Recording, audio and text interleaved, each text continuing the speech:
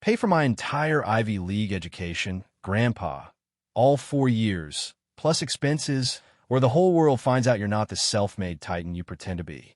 They'll find out about the bankruptcy, the dirty little failure you buried so deep you thought no one would ever find it, the words, dripping with a venomous sense of entitlement, hung in the air of my study, a room built on the very success he was threatening to tarnish.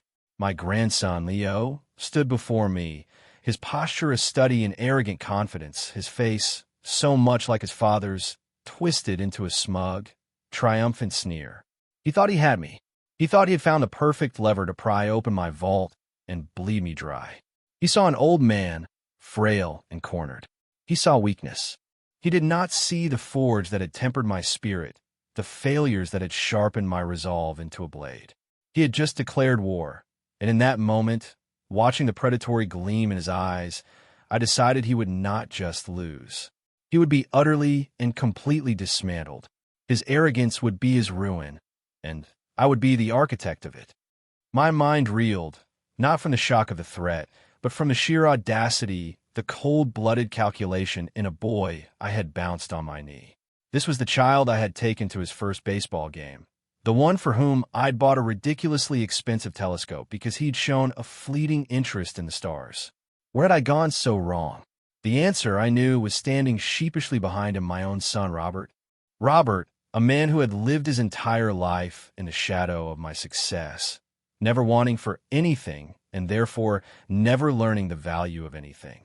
He wrung his hands, his eyes darting between me and his monstrous offspring, a portrait of spineless complicity.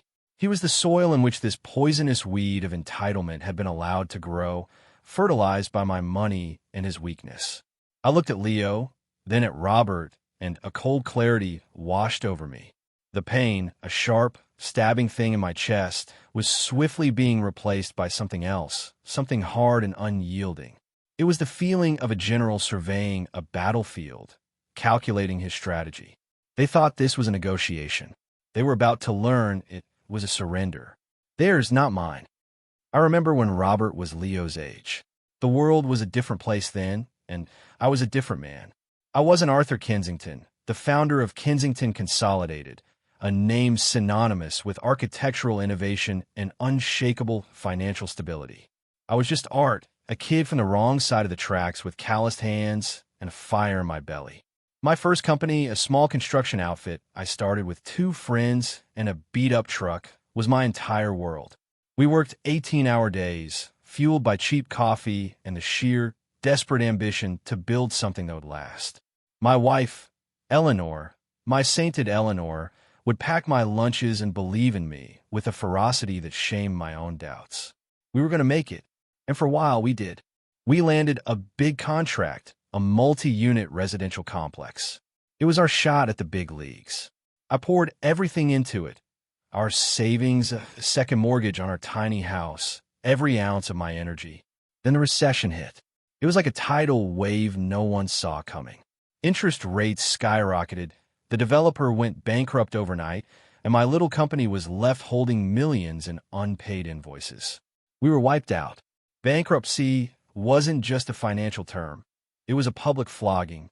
The shame was a physical weight, a cloak of failure I wore everywhere. My partners left, bitter and broken. I was alone, with a pregnant wife and nothing but debt to my name. That was the secret Leo was brandishing like a weapon. The failure I had clawed my way back from. I didn't hide it because I was ashamed of the failure itself, but because I was ashamed of the despair that followed. For weeks, I couldn't get out of bed. Eleanor was the one who pulled me out of it. I'll never forget her words. "Art," she said, her hands on her swollen belly, her eyes clear and fierce. "A building can fall. A company can fail. But a man like you, you get up and you build again. You build it stronger, and so I did. I took a job as a foreman, swallowing my pride. I worked, I saved, I learned. I studied engineering at night. I observed the mistakes others made. 5 years later, I started again, this time alone, this time smarter. Kensington Consolidated was born not from a seamless rise to the top, but from the ashes of a catastrophic collapse. I never told Robert the full, gut-wrenching details. I wanted to give him a better life than I had, a life without that kind of fear and struggle. I wanted him to have the confidence that comes from a stable foundation. I see now that in protecting him from my struggle, I robbed him of my strength. He saw the finished cathedral, but had no concept of the quarrying, the hauling, the back-breaking labor that went into every single stone. And he raised his son, Leo, in that same gilded ignorance. I watched it happen, a growing unease in my heart. When Leo was 10, he wanted a specific top-of-the-line bicycle for his birthday. It cost a small fortune. Robert thought it was too much. I, in a moment of grandfatherly weakness, bought it for him. The next week, I saw it lying abandoned in the driveway, a scratch on the frame. Leo was already bored with it, asking for the next new thing. That should have been my first warning. The incidents piled up over the years. The time he crashed the car I bought him for his 16th birthday, and his first concern was not that he could have been hurt, but that I would replace it with a newer model. The casual way he'd ask for a few $100s, as if he were asking for a glass of water. I saw the arrogance solidifying, the gratitude absent. He never worked a day in his life. His summers were spent at expensive camps or on European tours, all funded by me. Robert would occasionally make a feeble attempt to instill some sense of responsibility. "Maybe you should get a summer job, son," he'd suggest, his voice lacking any real conviction. Leo would just laugh. "Why? Grandpa will pay for anything I want." It was true. I had made it true. I had been so focused on giving them the security I never had that I had failed to give them the one thing that truly mattered: character. I had built them a beautiful house with no foundation, and now the first strong wind was threatening to bring it all down. My internal monologue was a whirlwind of regret and fury. How could I have been so blind?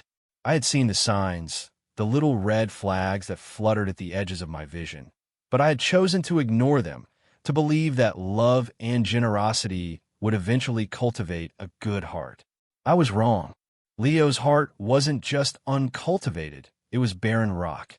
His blackmail attempt wasn't a desperate mistake. It was a calculated business transaction.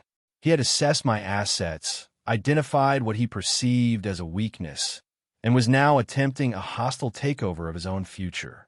The irony was so thick I could taste it. He was using the tactics of a corporate raider against the very man who could have taught him how to build an empire honorably. He saw the secret of my past failure as a stain on my legacy. He couldn't comprehend that it was the very cornerstone of it. The pain of Eleanor's memory was a fresh wound. She would have been so disappointed, not in the failure, but in the grandson who sought to weaponize it, and the son who stood by and let happen. Her memory solidified my resolve. This would not be just a lesson for Leo. It would be a reckoning for the life of ease I had so foolishly provided. The Kensington name, my name, the name I had rebuilt from dust and disgrace, was a symbol of resilience, not a bottomless bank account. It was time my grandson learned the difference.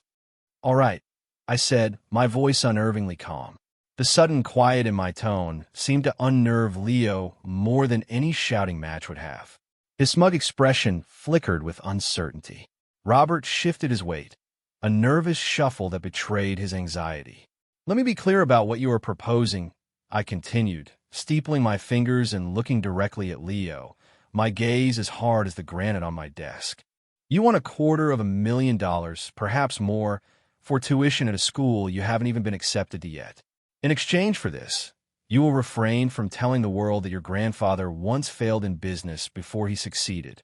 Is that the gist of it?" Leo's confidence returned, mistaking my calm for capitulation. "That's the gist of it, Grandpa. Think of it as an investment in my future, and in your reputation."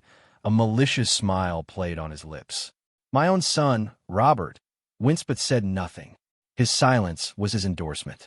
It was all the confirmation I needed. "I see," I said, nodding slowly. "Thank you for laying out your terms so clearly. I will need some time to consider your proposal. You will have my answer in 1 week. We will meet here, in this room, next Friday at the same time." Leo's face lit up with triumph. He had won. The old man was folding, just as he knew he would. "A week is fine," he said magnanimously, as if granting me a favor. "But don't take too long. Admissions deadlines are coming up," He turned and swaggered out of the room, Robert trailing behind him like a chastened dog, refusing to meet my eyes as he scurried out the door. The moment the heavy oak door clicked shut, the calm facade dropped. I leaned back in my leather chair and let out a long, slow breath. The battle had been joined, and I had 1 week to prepare my victory. The first call I made was not to my banker, but to my lawyer, David. David had been with me for 30 years. He knew where all the bodies were buried, figuratively speaking, and he was as loyal as a guard dog. David, I said, my voice firm, I need you to start the process of restructuring my estate. Immediately, I could hear the surprise in his voice. Arthur, is everything all right? This is sudden. Everything is perfectly fine, David. In fact, things are about to be set right for the first time in a long time. I want to dissolve the primary trust that benefits my son, Robert, and his issue.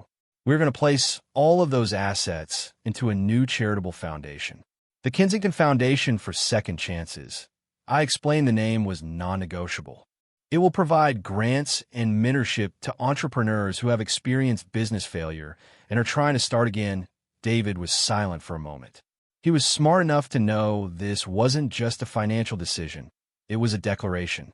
Consider it done, Arthur, he said finally, a note of understanding, perhaps even admiration, in his voice. I'll have the preliminary paperwork drawn up by morning. My next call was to my financial advisor. I gave him a simple, direct order. Freeze all credit lines and access to joint accounts for Robert Kensington and Leo Kensington. Effective immediately. Change all my personal passwords and security protocols. From this moment on, not a single dollar of my money is to flow to them without my direct, verbal, and written authorization on a case-by-case basis, the advisor, a meticulous man named Peterson, sputtered. Mr. Kensington, this will cause significant disruption. I am aware, Mr. Peterson, I replied coolly. That is precisely the point. Execute the order. The next few days were a blur of calculated activity. While Leo was no doubt celebrating his impending windfall, I was systematically dismantling the gilded cage I had built around him. I met with my public relations team. I told them I was ready to tell my full story. Not the polished corporate version, but the real one. The grit, the failure, the bankruptcy, the despair. We planned a feature interview with a major business journal to be released the day before my next meeting with Leo. The narrative would not be one of shame. It would be one of resilience. The headline we workshopped was "The Failure That Forged a Titan." Arthur Kensington's untold story, the secret Leo held as a knife to my throat, was about to become my shield, a testament to my strength that would make his pathetic attempt at blackmail look even more foolish and petty. I also took another step, one that was more personal. I had long ago set up a separate educational trust for Leo. It contained more than enough to cover his Ivy League dreams. But Eleanor and I had added a specific clause, a condition we felt was vital.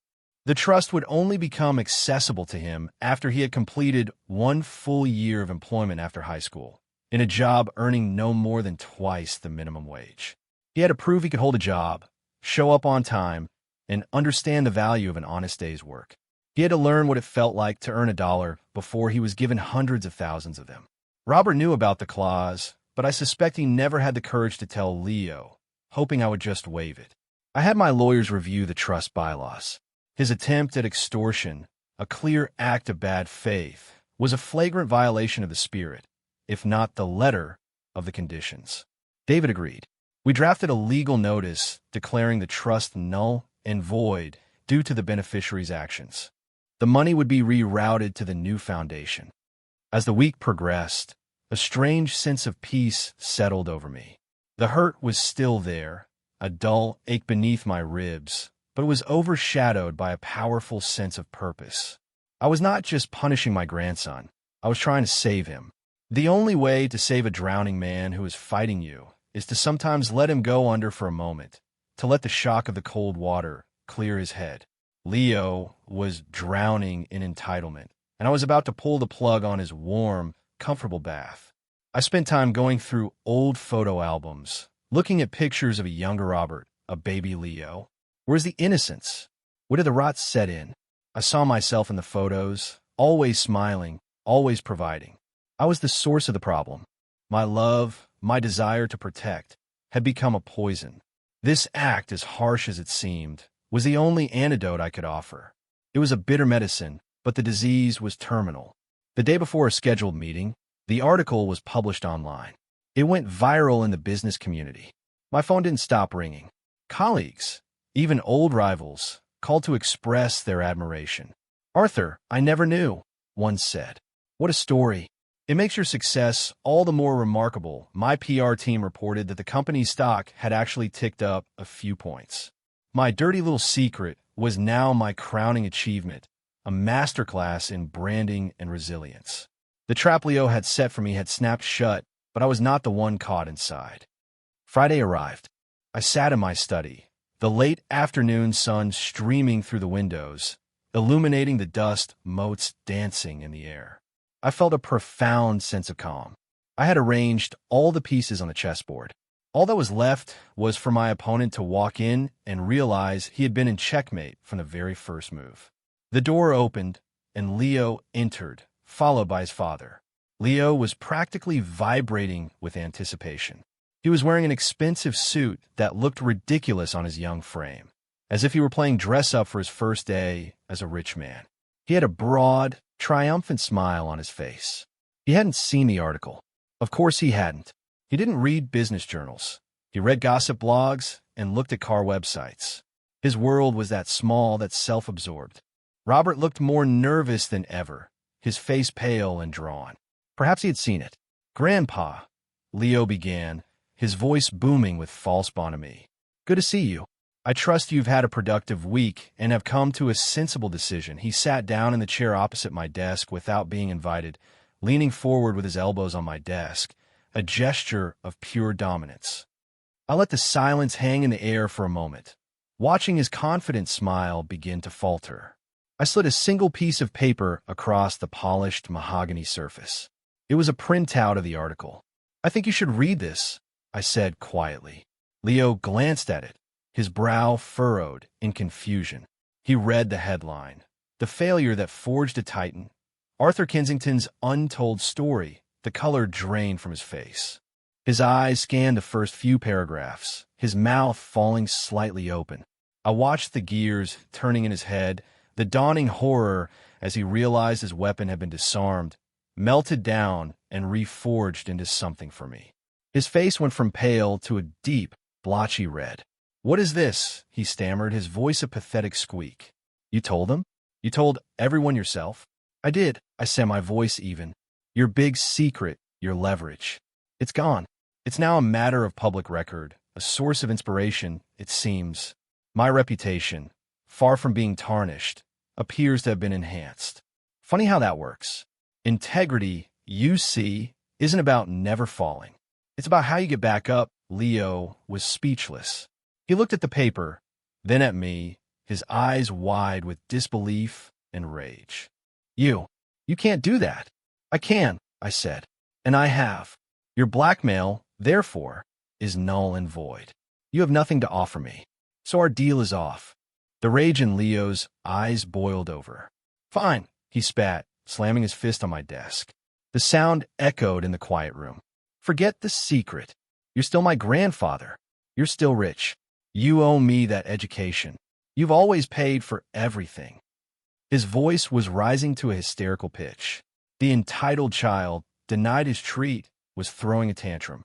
"Oh, you," I repeated, my voice dropping to a dangerously low level. "I owe you nothing. Everything I have, I earned. Everything you have, I gave you. There's a profound difference between those two states, a difference you have never been capable of grasping. The Bank of Grandpa, as you and your friends so charmingly call it, is now closed. Permanently." I turned my gaze to my son. "Robert, your son came here last week to extort $250,000 from me, and you stood behind him and said nothing. You enabled this. You are as much to blame as he is." Robert flinched as if struck. "Dad, I didn't know what to do. He can be very persuasive." His voice was a weak, watery whisper. "Persuasive?" I scoffed. "He's a bully and a thief, and you are a coward. The consequences for your cowardice are simple. As of this morning, all of your accounts have been frozen. The company credit cards have been canceled. The allowance I've paid you every month for the last 20 years has been terminated. You are a 50-year-old man, Robert. It is long past time you learned to stand on your own 2 feet. You will have to find a job. The shock on Robert's face was absolute. It was a look of pure, unadulterated terror. He had never held a real job in his life. The consulting position he held in my company was a fiction, a title to give him some dignity while I paid a salary. "Dad, you can't," he pleaded. "What will we do? The mortgage, the car payments, you will figure it out," I said, my voice devoid of sympathy. "The way the rest of the world does. You will sell the oversized house you can't afford. You will sell the luxury cars. You will learn to live within your means. Perhaps you will finally learn the value of a dollar you have actually earned." I then turned my attention back to Leo, who was staring at me with a look of pure hatred. "And as for you," I said, picking up another document from my desk, "this is a copy of the educational trust one established for you on the day you were born." I slid it across to him. "It contains $500,000, more than enough for any university in the world." A flicker of hope, of desperate, greedy hope, sparked in his eyes. He snatched the paper, but I continued, letting the word hang in the air. "There was always a condition, a simple one. You were required to work for 1 year after high school in a full-time, non-salaried position to learn a little something about the world before you enter a life of privilege. Your father was aware of this condition. He clearly chose not to share it with you." I glanced at Robert, who looked as if he was about to be sick.